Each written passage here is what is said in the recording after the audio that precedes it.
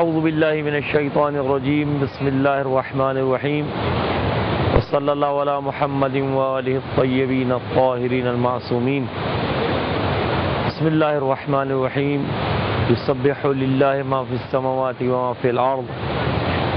تمام تعریف اس خدا کے لیے جس نے اس کائنات کو اس حسن و زیبائی کے ساتھ خلق کیا، اور آج ہم جس جگہ موجود ہیں، یہ سمندر، یہ سی اوشن، آپ کے لیے بہت سے درس، بہت سی باتیں اپنے سینے میں لیے بیان کرنا چاہتا ہے آپ سے۔ اگر ہم اپنے موضوع کو رکھیں beauty of nature, beauty of insight, آپ کی یہ دنیا بھی خوبصورت ہے، آپ کے اندر کی دنیا بھی خوبصورت ہے۔ ذرا آج اگر آپ غور کریں، یہ سمندر جوش میں بھی آ جاتا ہے، یہ سمندر طوفان بھی برپا کرتا ہے، یہ سمندر سمٹ بھی جاتا ہے۔ ایک دفعہ موجیں تیزی سے بڑھتی ہیں، ایک دفعہ موجیں آہستہ آہستہ کم ہوتی چلی جاتی ہیں۔ اس سمندر کے اندر حسن ہے۔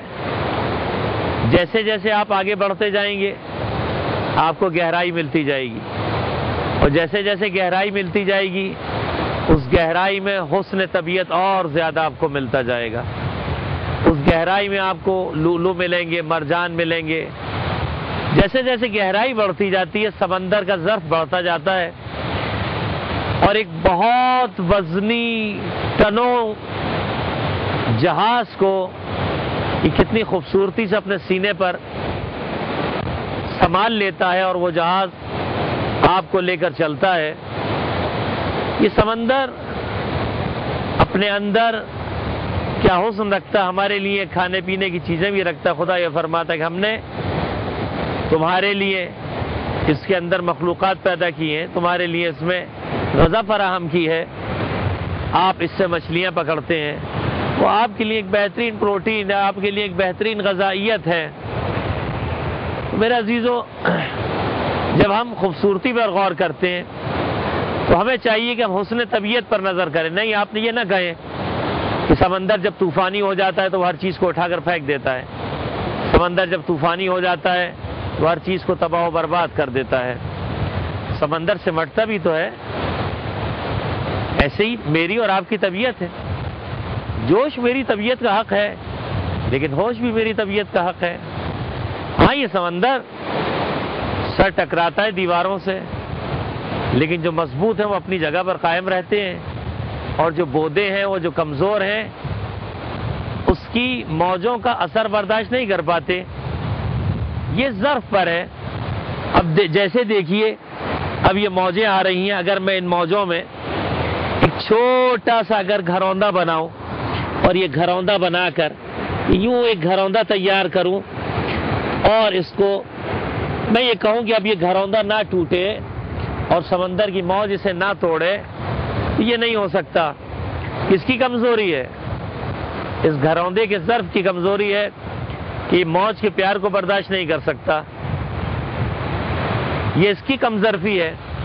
تو زندگی کے حالات، زندگی کے واقعات، زندگی کی تلخیوں میں میں کیوں ایک گھروندے کی مانند ہوں؟ مجھے چاہیے کہ میں ایک دیوار کی مانند ہو جاؤں۔ جب جس سے حالات و واقعات کی موجیں ٹکرائیں تو مجھے اپنے ساتھ بہا کر نہ لے جائیں۔ یہ سمندر کہہ رہا ہے کہ اگر تم میں مضبوطی ہے تو باقی رہو گے، اور اگر تمہارے اندر کمزوری ہے تو بہہ جاؤ گے۔ یہ سمندر مجھے سبق دے رہا ہے کہ تمہاری زندگی میں بھی ایک سکون ہونا چاہیے۔ جیسے کسی نے کیا زیبا کہا اور کیا خوبصورت کہا، کہہ رہا تھا شور دریا سے سمندر کا سکوت، جس کا جتنا ظرف ہے اتنا ہی وہ خاموش ہے۔ تو میری زندگی میں دریا جیسا شور نہیں ہونا چاہیے، میری زندگی میں سمندر جیسا سکوت اور گہرائی ہونی چاہیے۔ آپ پریشان ہیں، آپ کے مسائل ہیں، آپ کی مشکلات ہیں، آپ گھبراہٹ کا شکار ہو جاتے ہیں، آپ اسٹریس کا شکار ہو جاتے ہیں۔ ذرا دیکھیے کہ یہ قدرت کا نظارہ، آپ کی زمین کس قدر آپ کے پاؤں کے نیچے نرم ہے، کس قدر سکون اور آرام ہے ان موجوں میں جو آپ کے پاؤں سے آ کے ٹکراتی ہیں، پھر خاموشی سے دوبارہ اپنے راستے پر گامزن ہو جاتی ہیں۔ زندگی کے مسائل بھی ایسے ہیں، اگر میں انہیں بہت زیادہ ڈیپلی لوں گا تو میری زندگی مشکل ہو جائے گی، اگر میں اس کو حسن سمجھوں گا تو میری زندگی آسان ہو جائے گی۔ یہ موجیں صرف سمندر میں نہیں اٹھتی ہیں، یہ موجیں انسان کے اپنے اندر بھی اٹھتی ہیں، اس کا انسائٹ بھی خوبصورت ہے۔ جیسے سمندر گہرائی رکھتا ہے ایسے انسان کا اپنے اندر بھی گہرائی رکھتا ہے۔ آپ گہرائی سے سوچنے کی، سمندر گہرا، میں گہرا ہوں، جیسے جیسے اترتے جاؤ گے میں ڈیپ ہوتا جاؤں گا۔ ایسے ہی انسانوں میں جیسے جیسے آپ انسانوں کا مطالعہ کرتے جائیں گے کچھ آپ کو سطحی انسان ملیں گے، ذرا ذرا سی بات پر غصہ آ جاتا ہے، ذرا ذرا سی بات پر لڑنے پہ تیار ہو جاتے ہیں، ذرا ذرا سی بات پر پریشان ہو جاتے ہیں، لیکن جیسے جیسے مطالعہ کرتے جائیں، جیسے جیسے علم بڑھتا جائے تو اس کا ظرف بڑھتا جاتا ہے۔ پھر آپ نے غور کیا یہ سمندر اپنے اندر لاکھوں رازوں کو چھپا لیتا ہے، یہ سمندر اپنے اندر کتنی باتوں کو چھپا لیتا ہے جو بظاہر ظاہر نہیں ہے۔ جب آپ اس کی گہرائی میں اتریں تو پھر آپ کو اس کے ظرف کا اندازہ ہوگا۔ انسان اپنے اندر گہرا ہونا چاہیے، انسان اپنے اندر ایک برداشت کا سمندر رکھے۔ یہ لہریں صرف بظاہر لہریں نہیں ہیں، آپ کے اندر بھی محبت کی لہریں ہیں۔ آپ کی ماں کے اندر آپ کی محبت کی لہریں ایسی ہی اٹھتی ہیں، کبھی ان میں نرمی ہے، کبھی سختی ہے، لیکن جہاں آپ اور زیادہ ڈیپ ہو جاتے جائیں گے تو وہاں آپ دیکھیں گے بہت گہرائی ہے اس ماں میں آپ کے لیے۔ آپ کا بھائی آپ کو چاہنے والا ہے، آپ ذرا سی بات پر ناراض ہو جاتے ہیں اور نفرت کا اظہار کرنے لگتے ہیں۔ اگر آپ کا ظرف گہرا ہو جائے، اگر آپ کا علم زیادہ ہو جائے تو آپ میں قوت برداشت زیادہ ہو جائے گی۔